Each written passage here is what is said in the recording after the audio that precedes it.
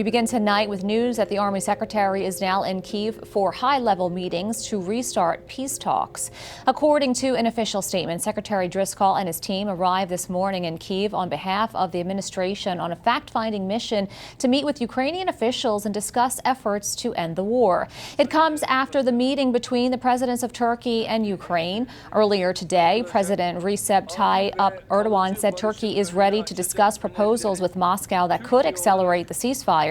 He noted it is important for the United States to be involved in the process. A senior Ukrainian official told Reuters that Kyiv received signals about a set of U.S. proposals that Washington has already discussed with Russia without Ukrainian involvement. This comes as the search and rescue efforts continue in the Ukrainian city of Ternopil after a massive overnight drone and missile barrage. At least 25 people are confirmed dead and 73 others injured. Joining us to discuss this is former ambassador to Ukraine, William Taylor. Thank you so much for coming on. Thank you, Veronica. Good to be here. So Army Secretary Dan Driscoll has been designated as special representative to help kickstart peace process talks with Russia. We learned he and a delegation are now in Kyiv. What does that signal to you? Well, the main signal is that that there's a process underway, that people are now talking about how to end this war. Donald Trump has been talking about how to end this war for over a year. And there have been fits and starts. But now it seems that there's a serious effort being made to end this war, to stop the killing. President Zelenskyy met with Turkish President Erdoğan. What role could Turkey play in facilitating or pressuring for peace? Turkey has facilitated discussions before. In the beginning, they were able to get the Russians and the Ukrainians to sit down.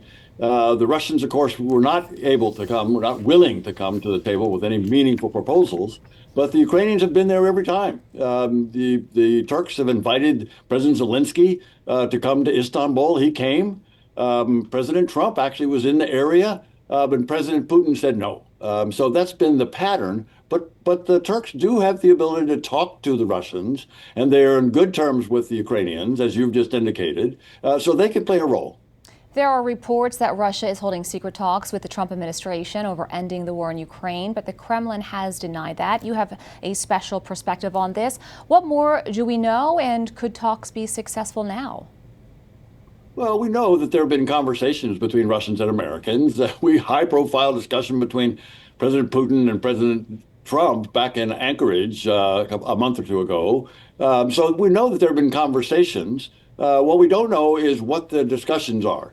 We also know, as you just reported, that there's an American delegation there talking with the Ukrainians about how to end this war. So there's a lot of conversations going on. That's the right thing. The right thing to do is to have these conversations with the Russians and the Ukrainians. Russia and Ukraine have been far apart on their demands. What are some of the key differences in the conditions each country wants in order to achieve a permanent peace deal? It's very clear, Veronica. It's very clear. The Ukrainians want to live. They want to exist. They want to be a European country.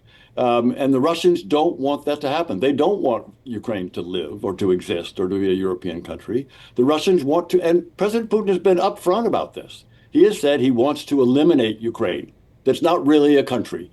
So it makes it very difficult to see how there can be overlap in those two things. So President Putin is going to have to come back a long way on his goals, or he's not really serious about the ceasefire. Oil sanctions are supposed to come into effect on Friday. Will that move the needle? It should. It's one step that can help put pressure on Putin. And this has been a good move by the Trump administration to finally put serious sanctions on Russian oil companies. The two largest Russian oil companies have been sanctioned. Those go into effect, as you say, on Friday. That is going to reduce the flow of funds, of revenues to the Russians that they get from selling oil and gas in export. So this is one thing that has to happen in order to convince Putin to stop this war. William Taylor, former ambassador to Ukraine, thank you so much. Thank you, Ron. Good to be here.